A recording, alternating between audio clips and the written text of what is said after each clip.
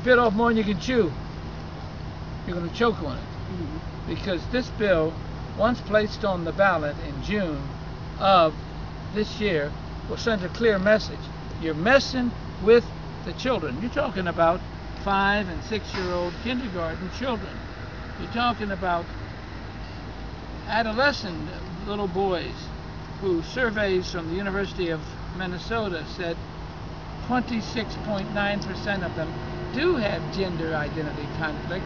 It's natural. I think all men will tell you there was a time when girls were icky. You didn't want to sit next to them. You didn't want to have them touch you, or you didn't want to touch them. But isn't it misleading to suggest that this is about teaching sex education to young children when it's really about age-appropriate lessons about sex education? This is not a plumbing system. This has nothing to do with that. Right, and so this is about history. No, so it's not sex education. There has been written by many of the gay proponents that Abraham Lincoln was homosexual.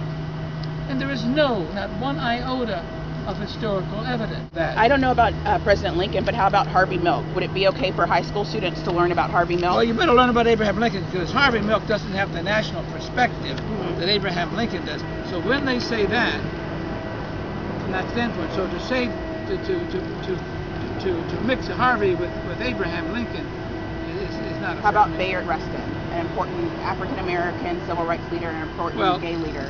But again, would it be okay for high school students to learn about him? But again, why not balanced?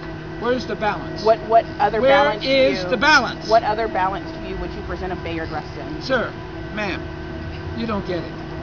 You're blinded. Explain to me. You're blinded. You're blinded. So you got to learn what was the intent of this particular. Here, you keep it. What was the intent of no alternative perspective? I don't understand why it's not appropriate for California high school students to learn about relevant 20th century social movements. Would it be okay if California high school students learned about the repeal of Don't Ask, Don't Tell, the integration of gay and lesbian soldiers into the military, just as they learned about the integration of African American soldiers into the military or women into the military? Would that be okay from your You're view? on one track. You admit it.